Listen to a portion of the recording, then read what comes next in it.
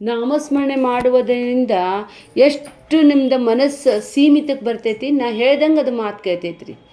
ಆ ಮನಸ್ಸು ಆ ಪ್ರಪಂಚದ ವಿಚಾರ ಮಾಡೋದಕ್ಕಿಂತ ಪಾರಮಾರ್ಥ ವಿಚಾರ ಮಾಡಲಿಕ್ಕೆ ಸಶಕ್ತ ಆಗ್ತೈತ್ರಿ.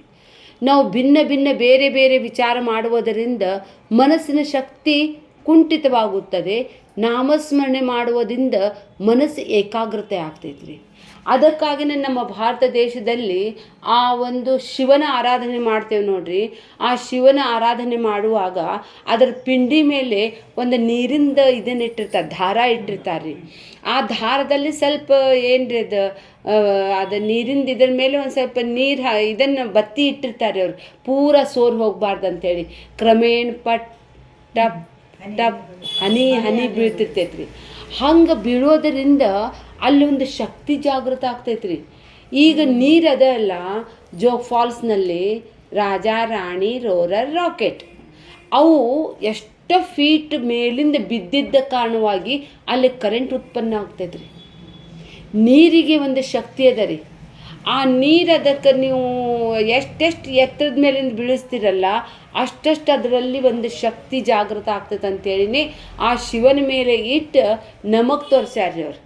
ಏನಪ್ಪ ಅಂತ ಹೇಳಿದರೆ, ಆ ಪಿಂಡಿ ಮೇಲಿಂದ ನೀರು ಟಪ್ ಟಪ್ ಒಂದೇ ಸಮ ಧಾರಾಕಾರ ಬಿದ್ದರ್ರಿ ಎಂತೆಂಥ ದೊಡ್ಡ ಕಲ್ಲು ಸಹಿತ ಹೊಡಿತಾವ್ರಿ ಅದಲ್ಲಿಂದ. ಇದು ಒಂದು ಇದು ಶಿಕ್ಷಾ ಅಂತಲೂ ಹೇಳ್ತಾರೆ ರೀ. ನಾವು ಏನಾದರೂ ತಪ್ಪು ಮಾಡಿದ್ದೆ ಆದರೆ ಇದು ಒಂದು ಶಿಕ್ಷೆ ಅಂತ ಇದು ಮಾಡಿದ್ದಾರೆ. ಎಲ್ಲ ತಲೆ ಬೋಳಿಸ್ತಾರೆ, ಬೋಳಿಸಿ ಅವ್ರ ತಲೆ ಮೇಲೆ ಐಸ್ದು ನೀರು ರೀ ಟಪ್ ಟಪ್ ಟಪ್ ಟಪ್ ಒಂದು ಸಿನಿಮಾದಾಗ ತೋರಿಸಿದ್ದಾರೆ ಅದನ್ನು. ಅಂದರೆ ಹುಚ್ಚಿಡಿತೈತ್ರಿ ಮನುಷ್ಯಾಗ ಸತತವಾಗಿ. ಅದು ಯಾವಾಗ ಬೀಳ್ತೈತೋ ಅಂಥೇಳಿ ನಮ್ಮ ಮನಸ್ಸಲ್ಲೇ ಕೇಂದ್ರೀಕೃತ ಆಗಿಬಿಡ್ತೈತಿ.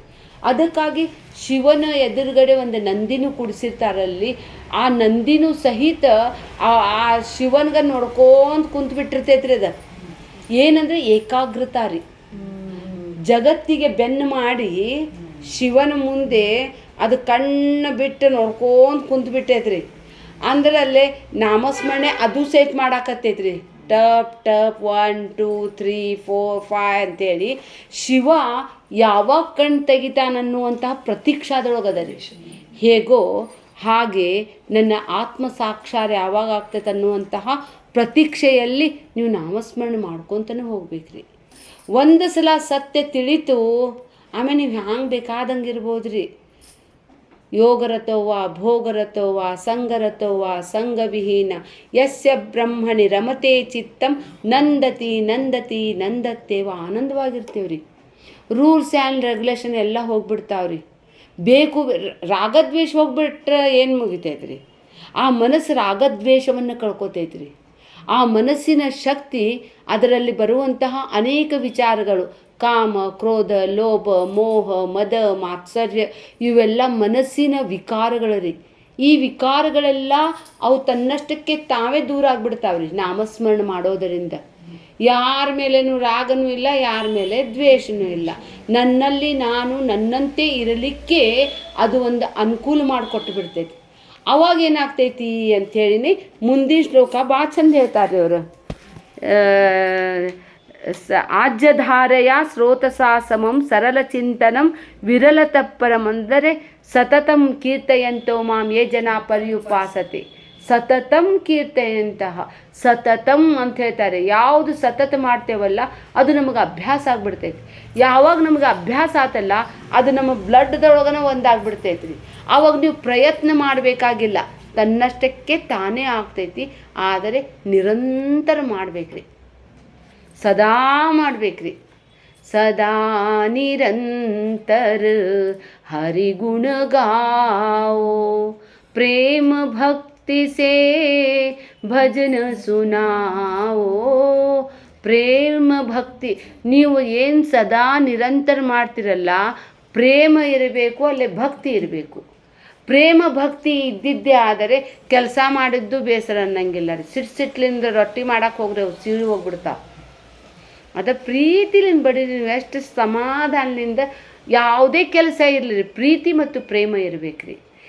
ಭಕ್ತಿ ಮತ್ತು ಇದು ನಮ್ಮಲ್ಲಿ ವೈರಾಗ್ಯ ಇದ್ದರೆ ಎಂತೆಂಥದ್ದನ್ನು ಸಾಧಿಸಲಿಕ್ಕೆ ಸಾಧ್ಯದ. ಅದಕ್ಕಾಗಿ ಅಭ್ಯಾಸನೂ ಕೂಡ ಪ್ರೀತಿನಿಂದ ಮಾಡಲಿದ್ರೆ ಆ ಮಗು ಸಕ್ಸಸ್ಸನ್ನ ರೀ.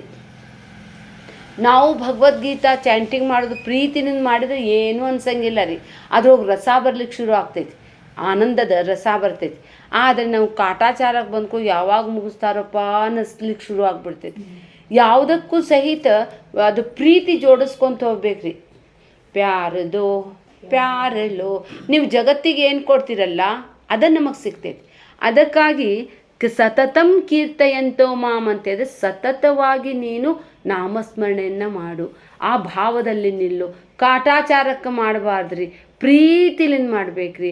ಇದು ನನ್ನ ಜೀವನಕ್ಕೆ ಉಪಯುಕ್ತ ಅಂಥೇಳಿ ಮಾಡ್ಬೇಕ್ರಿ. ಇದು ನಿರರ್ಥಕ ಅಂತ ತಿಳ್ಕೊಂಡಿದ್ದೆ ಆದರೆ ಅದು ಫಲ ಕೊಡೋದಿಲ್ಲ ರೀ. ಅದಕ್ಕಾಗಿ ಪ್ರೀತಿ ಇಲ್ಲದ ಹೆಂಡತಿ ಕೊಟ್ಟ ಬೆಣ್ಣೆಯಲ್ಲಿಯೂ ಕೂಡ ಕಲ್ಲೈತಂತಾರಂತೆ. ಪ್ರೀತಿ ಇಲ್ಲಂದ್ರೆ ಪ್ರೀತಿ ಇದ್ದಿದ್ದೆ ಆದರೆ ನೀವು ಏಕವಚನ ಮಾತಾಡ್ರಿ, ಬೈರಿ, ಬಾರ್ಲೆ ಮಂಗ್ಯ ಎಲ್ಲ ಫ್ರೆಂಡ್ಸ್ ಹಂಗೆ ಮಾತಾಡ್ತಿರ್ತಾವ್ರಿ. ಏನ್ಲೇ ಯಾಕ್ಲೆ ಅಂದರೂ ಸಹಿತ ಏನು ಅನ್ಸಂಗಿಲ್ಲ. ಅಲ್ಲಿ ಪ್ರೀತಿ ಇರ್ತೈತಿ ರೀ. ಅದಕ್ಕೆ ಭಾಳ ರೆಸ್ಪೆಕ್ಟ್ ಕೊಟ್ಟು ಮಾತಾಡಿದ್ರೆ ನಮಗೆ ಡಿಸ್ಟನ್ಸ್ ಐತಿ, ನಮ್ಮದು ನಿಮ್ಮದು ಸಂಬಂಧ ಭಾಳ ದೂರಿಂದ ಅನ್ನಿಸ್ತೈತಿ. ಅದ ನಾವು ಸಹಜ ನಮ್ದು ಫ್ರೆಂಡ್ಸ್ಗೆ ಸ್ಕೂಲ್ ಡೇಸ್ದ ಗೆಳತಿಯರಿಗೆ ಹ್ಯಾಂಗೆ ಮಾತಾಡ್ತೀವಿ ನೋಡ್ರಿ ನಾವು, ಹಂಗೆ ಪ್ರೀತಿ ಇರ್ಬೇಕ್ರಿ. ಪ್ರೀತಿ ಇದ್ದರೆ ಅಲ್ಲೇ ಸೌ ಖೂನ್ ಮಾಫ್, ಪ್ಯಾರ್ ಹೋತೋ ಸೌ ಖೂನ್ ಮಾಫ್. ಮತ್ತು ಪ್ರೀತಿ ಇಲ್ಲಪ್ಪ ಅಂದ್ರೆ ನೀವು ಒಂದು ಶಬ್ದಕ್ಕೂ ನಾವು ಅಪಾರ್ಥ ಮಾಡಿಕೊಂಡು ತಪ್ಪು ತಿಳುವಳಿಕೆಯಿಂದ ನಮ್ಮ ಮನಸ್ಸು ಕೆಡಿಸ್ಕೋತೇವೆ. ಅದಕ್ಕಾಗಿ ಇಲ್ಲೇ ನೀವು ಯಾವ ದೇವ್ರು ಮಾಡಬೇಕ್ರಿ ಅದು ಹೇಳಬಾರ್ದಂತಲ್ರಿ, ಯಾರು ಒಬ್ರು ಅಂತಾರ್ರಿ. ಅದು ಇಷ್ಟು ಚಲೋ ತಿಳಿಸಿದ್ದವ್ರಿಗನ ರೀ, ಅಯ್ಯೋ ವೇದ ಮಂತ್ರ ಓದಬಾರ್ದಂತಲ್ರಿ, ಅದು ಹೇಳಬಾರ್ದಂತಲ್ರಿ. ಹೇಳಬೇಡ್ರಿ, ನಮಗೇನೆ ಆಗ್ಬೇಕಾಗಿ ಹೇಳ್ಬೇಡಂದ್ರೆ ಭಾಳ ಚಲೋ ರೀ. ಅವ್ರದ ಮಾತು ಕೇಳ್ತಾರೆ ರೀ. ಹೇಳ್ಬೇಕನ್ನೋರು ಮಾತು ಕೇಳೋರು ಭಾಳ ಕಡಿಮೆ ರೀ. ಹಾಂ, ಬಿಡಾಕನ ರೆಡಿ ಇರ್ತಾರೆ ರೀ. ಅಯ್ಯೋ ಹೇಳ್ಬಾರ್ದ್ರಿ ಹಂಗೆಲ್ಲ ಹೆಣ್ಮಕ್ಳು ಅಂತ ಹೇಳ್ಕೊ ಬಿಡ್ತಾರೆ ರೀ. ಈಗ ಹೆಣ್ಮಕ್ಳು ಮಾಡಲಿಲ್ಲ, ಗಂಡು ಮಕ್ಳು ಮಾಡಲಿಲ್ಲ ಅಂದ್ರೆ ನಮ್ಮ ಸಂಸ್ಕೃತಿ ಹ್ಯಾಂಗೆ ಮುಂದೋಗ್ಬೇಕ್ರಿ? ದೇವ್ರದ ನಾಮಸ್ಮರಣೆ ಮಾಡುವುದರಿಂದ, ದೇವ್ರದ ಸ್ತುತಿ ಮಾಡುವುದರಿಂದ ಯಾವ ಪಾಪವೂ ತಟ್ಟೋದಿಲ್ಲ ರೀ.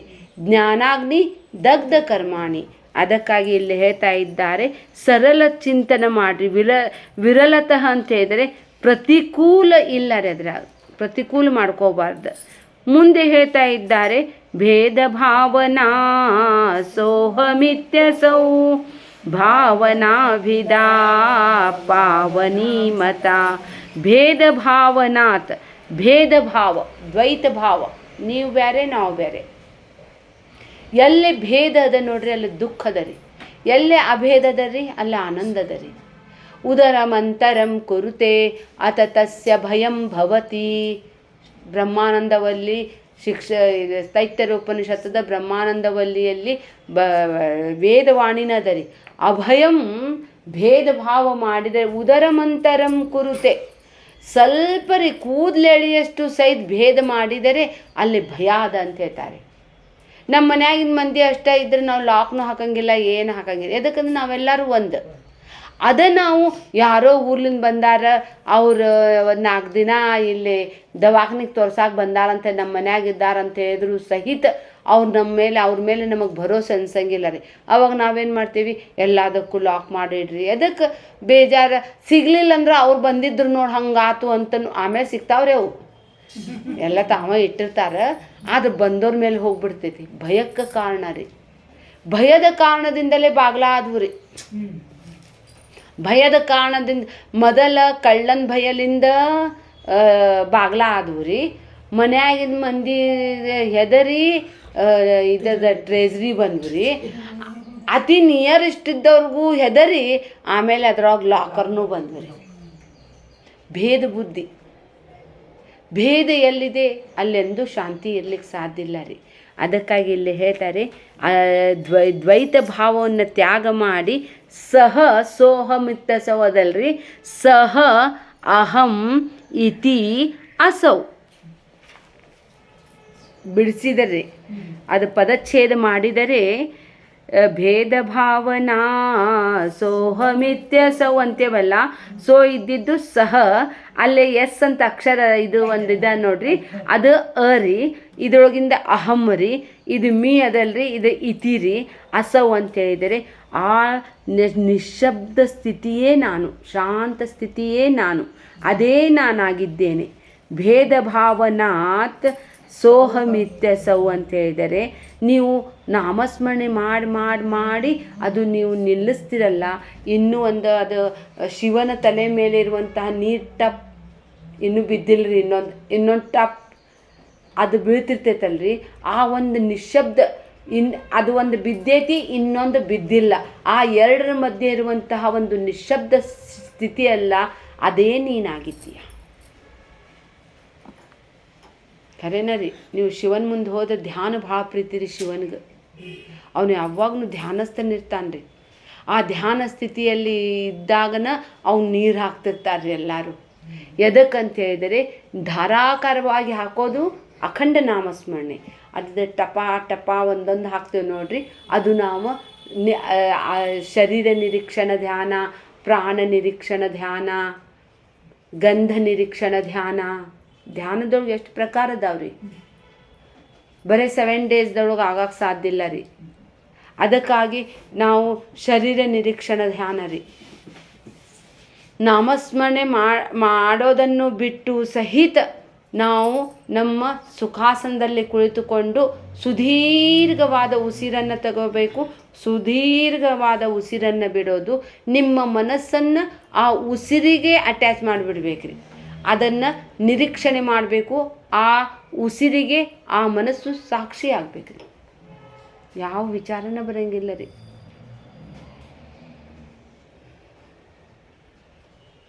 ಮುಂದೆ ಹೇಳ್ತಾರೆ ಅವರು, ಪ್ರಾಣಬಂಧನ ಲೀನ ಮಾನಸ ಅಂತೇಳಿ. ಹಾಗೆಯೇ ಶರೀರ ರೀ, ಸುಮ್ಮನೆ ಕೂಡ್ರಿ ಆರಾಮ, ಆದರೆ ಒಂದು ಕರೆಕ್ಟ್ ಟೈಮ್ ತೊಗೋಬೇಕ್ರಿ. ನಮಗೆ ಡಿಸ್ಟರ್ಬ್ ಆಗಲಾರ್ದಂತಹ ಒಂದು ಸಮಯವನ್ನು ನೀವೇ ಗುರುತಿಸ್ಬೇಕು. ಯಾವಾಗ ಮಾಡ್ಬೇಕ್ರಿ ಅಂತ ನನಗೆ ನೀವು ಕೇಳಿದ್ರೆ ನಾ ಬೆಳಿಗ್ಗೆ ಅಂತೇನೆ. ಬೆಳಿಗ್ಗೆನ ನಿಮ್ಮ ಮಕ್ಳು ಡಬ್ಬಿ ಕಟ್ಕೊಂಡು ಹೋಗೋರು ಅಂತಿದ್ರೆ ಆಮೇಲೆ ಡಬ್ಬಿ ಕಟ್ಟೋದು ತಲೆಯಾಗಿ ಬರ್ತೈತೆ. ಎಲ್ಲಾರ್ಗೂ ಕಳಿಸ್ರಿ. ನಿಮಗೆ ಯಾವುದು ಟೈಮ್ ಚಲೋ ಅನ್ನಿಸ್ತೈತಲ್ಲ ಆ ಟೈಮ್ ತೊಗೊಂಡ್ರೆ ಭಾಳ ಉತ್ತಮ ರೀ. ಆದರೂ ಸಹಿತ ಬೆಳಗಿನ ಜಾವಕ್ಕೆ ಮಾಡಿದ್ರೆ ಭಾಳ ಉತ್ತಮ ರೀ. ನಾವು ಮಲ್ಕೊಂಡು ಎದ್ದಿರ್ತೇವಲ್ರಿ, ಫ್ರೆಶ್ ಇರ್ತೇವ್ರಿ, ಆವಾಗ ಭಾಳ ಆನಂದ ಅನ್ನಿಸ್ತೈತೆ ರೀ. ಇನ್ನೂ ಆ ಅಂತರಿಕ್ಷದ ಒಂದು ಪರಮಾತ್ಮನ ಒಂದು ವಾತಾವರಣದಲ್ಲಿ ಒಂದು ಏನೋ ಒಂದು ಇದು ಇರ್ತೈತೆ ರೀ, ಎನರ್ಜಿ ಇರ್ತೈತಿ. ಆ ಎನರ್ಜಿಯಲ್ಲಿ ಮಾಡಿದರೆ ನಿಮ್ಗೆ ಇಡೀ ದಿನ ಆ ಎನರ್ಜಿ ಖಾಯಂ ಇರ್ತೈತಿ. ಬೆಳಿಗ್ಗೆ ಮಾಡೋದು ಉತ್ತಮ, ಮತ್ತು ಮಾಡೋಕ್ಕಾಗಂಗಿಲ್ಲಪ್ಪ ಅಂತೇಳಿದ್ರೆ ಜಬ್ ಜಾಗೆ ತಪ್ ಸವೇರ. ನಾವು ಇದು ಮುಹೂರ್ತ ಅನ್ನೋಂಗಿಲ್ಲ ರೀ. ನೀವು ಯಾವಾಗ ಎಚ್ಚರ ಆಗ್ತೀರಿ ಆವಾಗ ಮಾಡಿರಿ. ಮಲ್ಕೊಂಡು ನೀವು 8 ಗಂಟೆಗೆ ಹೇಳ್ತಿದ್ರೆ 7 ಗಂಟೆಗೆ ಹೇಳ್ರಿ, ಚಲೋ ರೀ. 7 ಗಂಟೆಲಿಂದ 7:15 ತನಕ ಮಾಡಿರಿ. 7 ಗಂಟೆಗೆ ಹೇಳ್ತೀರಂದ್ರೆ 6 ಗಂಟೆಗೆ ಹೇಳ್ರಿ. ಅರ್ಧ ತಾಸು ನಮ್ಮ ಸಲುವಾಗಿ ತಕ್ಕೋಬೇಕ್ರಿ. ನಾವೇ ತಕ್ಕೋಬೇಕು, ಯಾರು ತೆಗೆದು ಕೊಡಂಗಿಲ್ಲ ರೀ. ಅದು ಸಹಿತ ಒಂದು ಸ್ಥಾನದೊಳಗೆ ಕೂಡ್ಬೇಕ್ರಿ. ಒಂದು ಸ್ಥಾನ ನಮ್ದು ಅಲ್ಲೇ ಕುಂತ್ರ ಅಭ್ಯಾಸ ಆಗ್ತೈತಿ. ಖರೇನ ಅದ ರೀ. ಸತತವಾಗಿ ನಾವು ಯಾವ ಜಾಗದ ಮೇಲೆ ಕುಂತು ಊಟ ಮಾಡ್ತೇವೆ ಅಲ್ಲೇ ಕುಂತು ಊಟ ಮಾಡಿದ್ರೆ ಊಟ ಮಾಡ್ದಂಗೆ ಅನ್ನಿಸ್ತೈತಿ. ಅಡ್ಡಾಡ್ಕೊಂತ ಮಾಡಬಾರ್ದು ರೀ. ಒಬ್ಬೊಬ್ರು ಆಟ ತೊಗೊಂಡು ಹಿಂಗೆ ಇತ್ತಾಗ ಅಡ್ಡಾಡೋ ಇರ್ತಾರ್ರಿ. ಆ ಕೂಸಿಗೂ ರೀ, ಮಗುಗೂ ಸಹಿತ ಒಂದೇ ಕಡೆ ಕೂಡಿಸ್ಬೇಕ್ರಿ. ಅಂದ್ರೆ ಅದು ಗೊತ್ತಾಗ್ತೈತಿ, ಇದು ಊಟದ ಟೈಮ್, ಇದು ಊಟದ ಜಾಗ, ಅದರ್ಧ ತಟ್ಟೆ ಅದರ್ಧ ಕೊಡ್ಬೇಕ್ರಿ. ಅದು ತೊಗೊಂಡು ಕೂಡ ಅದು ಮನಸ್ಸು ಹೇಳ್ತೈತ್ರಿ, ಊಟದ ಟೈಮ್ ಇದು ಅಂತೇಳಿ. ಟೈಮ್ನು ಮೇಂಟೈನ್ ಮಾಡ್ಬೇಕ್ರಿ. ಊಟಕ್ಕಾದರೂ ಸಹಿತ ಟೈಮ್ ಮೇಂಟೈನ್ದೊಳಗೆ ಭಾಳ ಮಜಾ ಅದ ರೀ. ಅವ್ರು ನೀವು ಮಾಡಂಗಿಲ್ಲ ರೀ, ಆಮೇಲೆ ತಾನೇ ಆಗ್ತಾವ್ರಿ ಅವು ಎಲ್ಲ ಕೆಲಸ. ಸ್ಕೂಲ್ ಹೋಗೋದು ಹೆಂಗೆ ಓಡ್ತಾರೆ ನೋಡ್ರಿ, 9 ಅಂದ್ರೆ ಹಂಗೆ ಓಡ್ತಾರೆ. ಮತ್ತು ಸ್ಕೂಲೇ ಇಲ್ಲ ಅಂದ್ರೆ ಆ ದಿನ ಕೆಲಸನ ಆಗಂಗಿಲ್ಲ ರೀ. ಕೂಡ್ರಿ, ಸುಖಾಸನದೊಳಗೆ ಕೂಡ್ರಿ, ಆರಾಮ ಸುದೀರ್ಘವಾಗಿ ಪ್ರಾಣಾಯಾಮ ಮಾಡಿರಿ. ಸ್ವಲ್ಪ ಯಾವಾಗೂ ಊಟ ಇಲ್ಲಂದ್ರೆ ನಡಿತೈತ್ರಿ, ಅದ್ರ ಗಾಳಿ ಇಲ್ಲದೆ ನಡೆಯಂಗಿಲ್ಲ ರೀ. ಉಸಿರು ನೀವು ಎಷ್ಟು ತೊಗೋತಿರಲ್ಲ ಅಷ್ಟು ಚಲೋ ರೀ. ಉಸಿರು ತೊಗೊಳ್ಳುವಂಥ ಟೈಮ್ ಖಾಲಿ ಹೊಟ್ಟೆ ಇದ್ದಾಗನ ಚಲೋ ರೀ. ನಾವು ಉಸಿರು ತುಂಬಬೇಕ್ರಿ. ಅದಾಗ ಉಸಿರು ತುಂಬಿದ್ರೆ ಅದು ಒಳಗೆಲ್ಲ ಸ್ವಚ್ಛ ಆಗಿಬಿಡ್ತೈತ್ರಿ. ನೀವು ಊರಿಗೆ ಹೋಗುವಾಗ ನಿಮ್ದೆಲ್ಲ ಡೋರೆಲ್ಲ ಬಂದ್ ಮಾಡಿ ಹೋಗ್ರಿ, ಒಂದು ನಮೂನಿ ವಾಸನೆ ಬರ್ತೈತಿ. ಮತ್ತು ಹೊಟ್ಯಾಗ ಎಂತೆಂಥ ವಾಸನೆ ಇರಬೇಕ್ರಿ. ಮೊದಲು ಉಸಿರು ತಗೋರಿ, ಆಮೇಲೆ ನೀರು ಕುಡೀರಿ, ಎಲ್ಲ ಸ್ವಚ್ಛ ಮಾಡಿ ನೀವು ಸುದೀರ್ಘವಾಗಿ ಶ್ವಾಸೋಚ್ಛ್ವಾಸ ಮಾಡಿ ಶರೀರ ನಿರೀಕ್ಷಣ ಧ್ಯಾನ ಅಂತಾರಲ್ರಿ, ಮೊದಲು ಇಲ್ಲಿಂದ ಶುರು ಮಾಡೋದ್ರಿ. ನನಗೆ ಎಷ್ಟು ಕೂದಲಾದವನು ನನಗೆ ಗೊತ್ತದ ರೀ. ನೋಡ್ಬೇಕ್ರಿ ನನ್ನ ಶರೀರವನ್ನು ಪ್ರತ್ಯೇಕವಾಗಿ ಇದು ಸಾಕ್ಷಿ ಭಾವದಿಂದ ನಿರೀಕ್ಷಣೆ ಮಾಡ್ಬೇಕ್ರಿ. ನನ್ನ ಶರೀರ, ನನ್ನ ಹಣೆ, ನನ್ನ ಮೂಗು, ನನ್ನ ಹುಪ್ಪು, ನನ್ನ ಕಣ್ಣು, ಹಿಂಗೆ ಒಂದೊಂದು ನೋಡ್ಕೊಂತ ಹೋಗ್ಬೇಕ್ರಿ. ಕಣ್ಣು ಮುಚ್ಚಿ ನನ್ನನ್ನು ನಾನೇ ನೋಡ್ಕೋಬೇಕು. ಹಂಗೆ ನೋಡ್ಕೊಂತ ಎಲ್ಲಿ ತನಕ ಬರಬೇಕು, ಪಾದದವರೆಗೂ ಬರಬೇಕ್ರಿ. ಎಷ್ಟು ಎಲ್ಲ ಖಂಡ ಮಾಡ್ಕೊತ ಹೋಗ್ತಾರ್ರಿ ಅವ್ರು. ಮೊದಲು ತಲೆ, ಹಣೆ, ಎಡ ಹುಬ್ಬು, ಬಲ ಹುಬ್ಬು, ಬೃಹೋರ್ ಮಧ್ಯೆ, ನಾಸಿಕದ ತುದಿ, ಹಾಗೆ ಮೇಲಿನ ತುಟಿ, ಕೆಳಗಿನ ತುಟಿ, ಎಡಗಣ್ಣಿಂದ ರಪ್ಪಿ, ಅದರ ಕೂದಲಾನು ಸಹಿತ ಲ್ಯಾಶಸ್ ರೀ, ಅದನ್ನೆಲ್ಲ ನೋಡ್ಬೇಕ್ರಿ. ನನ್ನ ಹುಬ್ಬು ಎಲ್ಲ ನೋಡಿ, ಎಡದಾತು, ಬಲ ಆಯಿತು, ಮೂಗಾತು, ನಮ್ದು ಇಲ್ಲಿದು ಸಹಿತ ನಾವು ನೋಡ್ಕೋಬೇಕ್ರಿ. ಅದರಂತೆ ನನ್ನ ತುಟಿ ರೀ, ಮೇಲಿನ ತುಟಿ, ಕೆಳಗಿನ ತುಟಿ, ಹಾಗೆ ನನ್ನ ಹಲ್ಲುಗಳನ್ನು ನಿರೀಕ್ಷಣೆ ಮಾಡಿರಿ ನೀವು. ನಮ್ದು ಹಲ್ಲು ಎಂಥ ಅದಾವ ನಮ್ಗೆ ಗೊತ್ತದ, ದಿನ ಮಾಡಿ ತಿಕ್ಕಿ ಅದು ನೋಡ್ಬೇಕು. ಕುತ್ತಿಗೆ, ಎಡಭುಜ, ಬಲಭುಜ, ತೋಳು, ಇದಕ್ಕೆಲ್ಲ ಹೆಸರು ಗೊತ್ತಿರ್ಲಿಕ್ಕಿಲ್ರಿ. ಇದಕ್ಕೂ ಏನಂತಾರ್ರಿ ಅವೆಲ್ಲ ನೋಡ್ಕೊತೀವಿ. ಇದು ಮಣಿಕಟ್ಟು, ಇದು ಸಹಿತ ರೀ ನಂದು. ಆಮೇಲೆ ಹೆಬ್ಬಟ್ಟಿನ ಉಗುರು ನಮ್ದು ಎಂಥ ಚೌಕದಾವೋ ಉದ್ದದಾವ ಅನ್ನೋದು ಗೊತ್ತಿರ್ತೈತ್ರಿ. ಪೂರ್ಣ ನಮ್ಮ ಶರೀರವನ್ನು ನಾವೇ ನಿರೀಕ್ಷಣೆ ಮಾಡ್ಬೇಕ್ರಿ. ಹೆಬ್ಬಟ್ಟಾತು, ತೋರ್ಬೆಳ ಆತು, ಮಧ್ಯದ ಬೆರಳಾತು, ರಿಂಗ್ ಬೆರಳ, ಕಿರುಬೆರಳು, ಅದರಂತೆ ಇದನ್ನು. ಆಮೇಲೆ ಹಂಗೆ ಬಂದು ಇದಿರಿ ಎದೆ ಭಾಗ, ಎಡಭಾಗ, ಬಲಭಾಗ, ಹೊಟ್ಟೆ, ನಮ್ದೆಲ್ಲ ನೋಡ್ಕೊಂತ ಎಲ್ಲ ನಮ್ದು ಇವ್ರಿ ಜಾನು ಅಂತಾರಲ್ರಿ, ಇವು ಭಾಳ ಇಂಪಾರ್ಟೆಂಟ್ ರೀ ಇವು. ಆಮೇಲೆ ಕಾಲಿನ ಬೆರಳು ಎಲ್ಲ ನೋಡ್ಬೇಕ್ರಿ. ನೋಡ್ರಿ ಮಜಾ ಬರ್ತೈತಿ. ಕರ್ಕೆ ತೋ ದೇಖನೆಗೆ ಬಾದ್ ಬೋಲ್ತೆ. ಆಮೇಲೆ ನೀವು ಹ್ಯಾಂಗೆ ಕೆಳಗೆ ಬಂದಿರ್ತೀರಲ್ಲ ಹಂಗೆ ಮತ್ತೆ ಮ್ಯಾಲೆ ಬರ್ಬೇಕ್ರಿ. ಬರೋ ತನಕ ಅರ್ಧ ತಾಸು ಹೋಗಿರ್ತೈತ್ರಿ. ಅವಾಗ ಅದು ಮನಸ್ಸು ಅತ್ತಾಗಿತ್ತ ಹೋಗ್ಲಾರ್ದು ಅದನ್ನು ನೋಡ್ಕೊಂತ ಅದರದ್ದು ಬಲ ಮುರಿತೈತ್ರಿ. ನಮ್ಗೆ ಇಂಥವೆಲ್ಲ ಮಾಡಿಸ್ತಿದ್ದರ್ರಿ. ಮಲ್ಗೆ ಹೂ ರೀ, ಮೇ ಏಪ್ರಿಲ್ ಬರ್ತಾವೆ ನೋಡ್ರಿ, ಅವು ಈಗ ನಂದು ದಿನಾರು ಇದು ಮಾಡೋದರಿ. ಬೇರೆ ಮಾಡಿರಿ ನೀವು. ಅದು ದುಂಡು ಮಲಗಿದ ಕಳಿ ಇರ್ತಾವೆ ನೋಡ್ರಿ, ಅವ್ರು ಏರ್ ಟೈಟ್ ಮಾಡಿ ಕಟ್ಟಿರ್ತೀರಲ್ರಿ. ಆಮೇಲೆ ಬೆಳಗಿನ ತನಕ ಅಂದ್ರೆ ಅವು ಅರಳಾಕೆ ಶುರು ಆಗೇ ಬಿಟ್ಟಿರ್ತಾವ್ರಿ. ಅದನ್ನು ಈಗ ಕುಡೋದೈತಪ್ಪ ಅಂದ್ರೆ ಅದು ತೆಗೆದು ದೂರ ಇಟ್ಟು ಬಿಡ್ಬೇಕ್ರಿ. ಅದ್ರದ್ದು ವಾಸನೆ ಬರ್ಲಿಕ್ಕೆ ಶುರು ಆಗ್ತೈತ್ರಿ. ನಿಮ್ಮ ಮನಸ್ಸು ಆ ಗಂಧದ ಕಡೆ ಇಡಬೇಕ್ರಿ. ಒಂದು ದಿನ ಮಲ್ಲಿಗೆ ಹೂವು ಇಡ್ರಿ, ಒಂದು ದಿನ ಸಂಪಿಗೆ ಹೂವು ಇಡ್ರಿ, ವಾಸನೆ ಬರುವಂಥ ಹೂ ರೀ. ಅದು ಗಂಧ ನಿರೀಕ್ಷಣ ಧ್ಯಾನ ರೀ. ಆಮೇಲೆ ಬರ್ತಾ ಹಂಗೆ ಇದ್ರೆ ಬಾಜು ಮನೆ ಬಾತ್ರೂಮ್ನು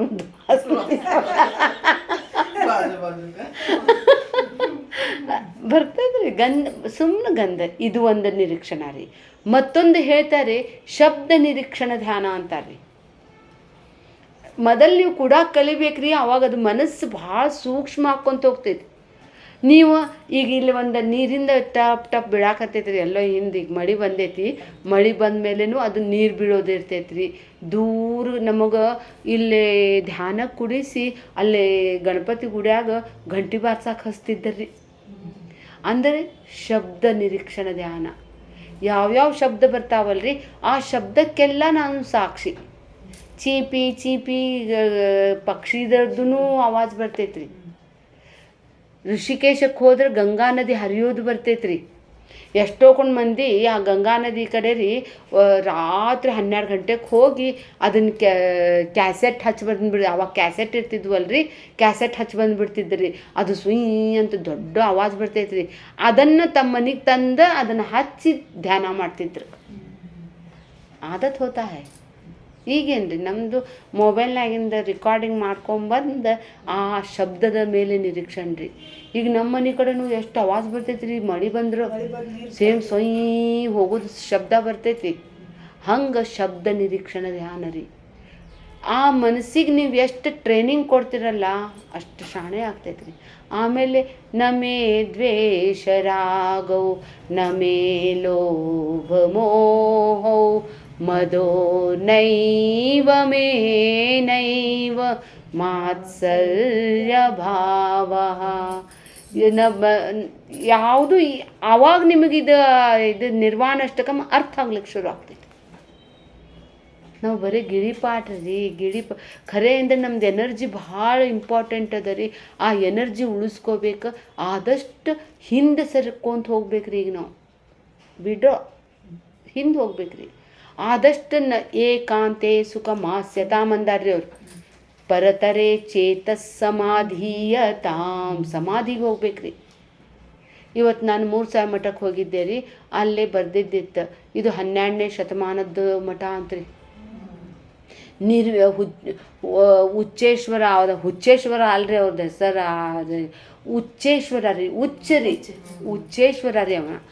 ಅವನು 12ನೇ ಶತಮಾನದ ನಿರ್ವಿಕಲ್ಪದಲ್ಲಿ ಜೀವಂತ ಸಮಾಧಿ ತೊಗೊಂಡಿದ್ದಂತ್ರಿ ಅದು ಸ್ಥಾನ.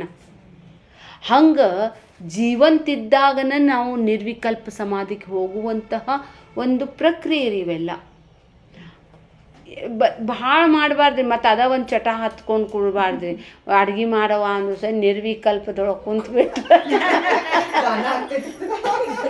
ಇಲ್ಲ ರೀ, ಆಗ್ತಾವ್ರಿ, ಇಲ್ಲಂತಿಲ್ಲ. ಆದರೆ ನಿಮ್ಮ ಮನಸ್ಥಿತಿ ನೀವು ಮಾಡಿದರೂ ಸಹಿತ ಏನು ಧ್ಯಾನ ಮಾಡಲಿಲ್ಲ ಅಂದರೂ ಸಹಿತ ಅದು ಯಾವ ಭಾವ ಇದೆ ಅಲ್ರಿ, ಆ ಭಾವದವು ನಿಲ್ಲಕ್ಕೆ ಶುರು ಆಗ್ತೈತೆ ರೀ. ಅಲ್ಲೇ ಚಮತ್ಕಾರ ಅದಾವ್ರಿ, ಸಿದ್ಧಿಗಳಂತಾರಲ್ಲ. ಆದ್ರೆ ಆ ಸಿದ್ಧಿಗೂ ಬೆನ್ನು ಹತ್ತಬಾರ್ದ್ರಿ. ಇವು ಎಲ್ಲ ಭಾಳ ಮಹತ್ವದ ರೀ. ಧ್ಯಾನ ಕುಂತಾಗ ನಮಗೆ ಸಮಾಧಿ ಹತ್ತಿದ್ದೆ ಆದರೆ ಆ ಸಮಾಧಿಯಲ್ಲಿ ಹೇಗಿರ್ತೈತಪ್ಪ ಅಂತ ಹೇಳಿದ್ರೆ, ಇತ್ತಾಗ ನಿದ್ದಿನೂ ಹತ್ತಿರಂಗಿಲ್ಲ, ಇತ್ತಾಗ ಎಚ್ಚರನೂ ಇರಂಗಿಲ್ಲ ರೀ. ಆ ಸ್ಥಿತಿಯೊಳಗೆ ರೀ. ಆ ಸ್ಥಿತಿಯೊಳಗಿದ್ದಾಗ ಏನಾರು ಶಬ್ದ ಆದ್ರೆ ದೊಡ್ಡದು ಶಬ್ದ ಆದಂಗೆ ಆಗ್ತೈತ್ರಿ. ಇಂಥವು ಕತಿ ಭಾಳ ಅದಾವ್ರಿ. ಅವು ಪರ್ಸ್ನಲಿ ಹೇಳೋಣ್ರಿ.